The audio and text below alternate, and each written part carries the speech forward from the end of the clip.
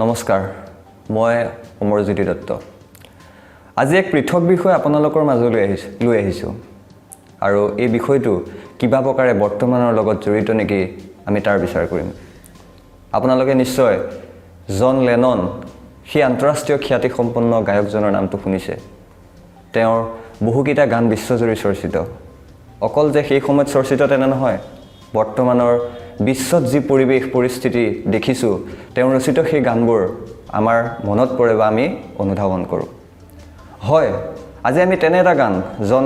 লেননৰ দ্বাৰা ৰচিত এটা বিশ্ববিখ্যাত চৰ্চিত গানৰ কথা আলোচনা কৰিব লৈছোঁ আৰু সেই গানটোৰ নাম হ'ল ইমাজিন আজি এই বিষয়টো আপোনালোকৰ মাজলৈ এইভাবে আনিছোঁ কিবা প্ৰকাৰে বৰ্তমান সময়ত চলি থকা সমগ্ৰ বিশ্বত চলা ক্ষমতাকেন্দ্ৰিকতাৰ ৰাজ ধৰ্মীয় ৰাজনীতি যি ধৰ্মীয় গোদামী সাম্প্ৰদায়িকতাবাদ আজিৰ মধ্যপ্ৰাচ্যত চলি থকা যি বিধ্বংস যুদ্ধ লেননে সপোন দেখা এইবোৰে এদিন আমাৰ মৰমৰ সেউজীয়া পৃথিৱীখন ধ্বংসৰ গৰাহত নিব নেকি আজি মাথো প্ৰশ্নবোধক ভৱিষ্যতলৈ মুক্ত পামনে বিশ্বত চলি থকা ধ্বংসমুখিতাৰ সমাজখনৰ পৰা না আমি কোনোদিন এক নহম নেকি এই যে সুন্দৰ পৃথিৱীখন আৰু সুন্দৰ বনাব নোৱাৰিম নেকি এই যে প্ৰশ্নবোৰ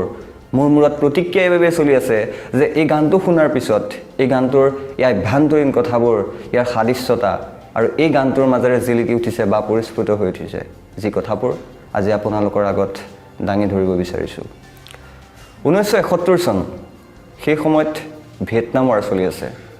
ইতিমধ্যে দ্বিতীয় বিশ্বযুদ্ধে সমগ্ৰ পৃথিৱীখন কঙা কৰি তুলিছিল সেই সময়তো আমাৰ ভাৰতবৰ্ষত 62 আৰু 65 ৱাৰ মুঠতে যুদ্ধৰ লগত মুখামুখি আৰু সেই সময়তে ওচৰে পাজৰে আমাৰ চীন পাকিস্তানৰ লগত লগা এনে ধৰণৰ সংঘাতবোৰে জীয়াই থকাৰ সেই শেষ আশ্বাস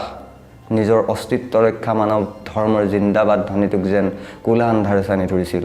সেই সময়তে ব্ৰিটিছ গায়ক জন লেননৰ এই বিশ্ববিখ্যাত গানটো ইমাজিন মুক্তি দিয়া হয় আসলতে বিশ্ববিখ্যাত বুলি এনেই কোৱা নাই ইয়াৰ নিশ্চিত কাৰণ আছে পিছলৈ জনাম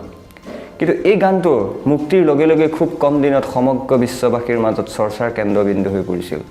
সমগ্ৰ বিশ্ব যি ধ্বংসৰ গ্ৰাসত পৰিছিল তাৰ কাৰণ তাৰ পৰা মুক্তি যেন জন লেননে এই ইমাজিন গানটোৰ জৰিয়তে বিশ্ববাসীলৈ বাৰ্তা দিছিল 1971 চনত সেই বাৰ্তা দিছিল লেননে কিন্তু আজি 2020 শ্ৰেষ্ঠ দেৱী বা মানৱক কোৱা হয় কিন্তু আমি মানুহ যে কোনদিনা বুজিম বিশ্ব যেন এতিয়া পুনৰ অস্থিৰ চকুৰ সন্মুখত ধৰ্মীয় ভেদাভেদ গোৰামী যুদ্ধ লেননে সেই সময়ত উপলব্ধি কৰা সমগ্ৰ বিশ্বখন সমাজখন এদিন নহয় এদিন শুধৰণি হ'ব মানৱতাৰ জয়গান হ'ব কিন্তু আজি এনে লাগিছে আকৌ যেন আমি বিশ্ব ধ্বংসৰ ফালে আমি যেন গতি কৰিছোঁ আজি বিশ্ব বহুখিনি আগবাঢ়ি গ'ল কিন্তু কল্পনা কৰকচোন আমি যেন এতিয়াও কিবা প্ৰকাৰে যেন জঘন্য হৈ আছোঁ লেননে বিশ্বাস কৰা সেই মানৱতা যেন পুনৰবাৰ পিছ পৰি গৈছে সেইবাবে আমি প্ৰত্যেকেই এই গানটো এবাৰ শুনাৰ প্ৰয়োজন বোধ আহি পৰিছে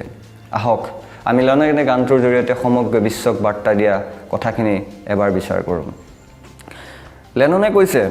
ইমাজিন গানটোৰ প্ৰথম শাৰীত আমি যদি চাওঁ তাত কৈছে যে imagine there is no heaven it's easy if you try no hell below us above us only sky imagine all the people living for today imagine there is no countries it is not hard to do nothing to kill or die for and no religion to imagine all the people living life in peace মাথো আজি আপোনালোকক এই line দুটাৰ ইমাজিনাৰী line দুটাৰ কথা ক'লোঁ আপোনালোকে গানটো এবাৰ শুনক আৰু অনুধাৱন কৰক কিন্তু এই ইমাজিন গানটোৰ জৰিয়তে সমগ্ৰ বিশ্বক যি বাৰ্তা দিছিল যি জাগৰণমুখী কৰি তুলিছিল সঁচাকৈ শলাগ ল'বলগীয়া সেইবাবে আকৌ যেন এই একবিংশ শতিকাত আকৌ এবাৰ গানটো শুনাৰ আৰু বুজাৰ প্ৰয়োজনবোধ আহি পৰিছে লেননে গানটোৰ জৰিয়তে শান্তি আৰু ঐক্যৰ কথা কৈছে য'ত ধৰ্ম বিভেদ পৰিহাৰ কৰি মানৱ জাতিয়ে ভাতৃত্ববোধৰে ঐক্য সংহতি স্থাপন কৰিব পাৰে ধৰ্ম সম্পদ যুদ্ধ স্বৰ্গ আৰু নৰকৰ চিন্তাৰ পৰা আঁতৰি এখন সমতাৰ ভিত্তিত প্ৰতিষ্ঠিত সমাজ গঢ়াৰ সপোন গানটোত প্ৰতিফলিত হৈছে গীতিকাৰে কৈছে তেওঁক মানুহে সপোন প্ৰিয়াসী বুলি ক'ব পাৰে কিন্তু তেওঁ আশাবাদী যে তেওঁ একমাত্ৰ সপোন প্ৰিয়সী নহয় এদিন অন্য মানুহেও তেওঁ চিন্তাৰ সৈতে একত্ৰিত হ'ব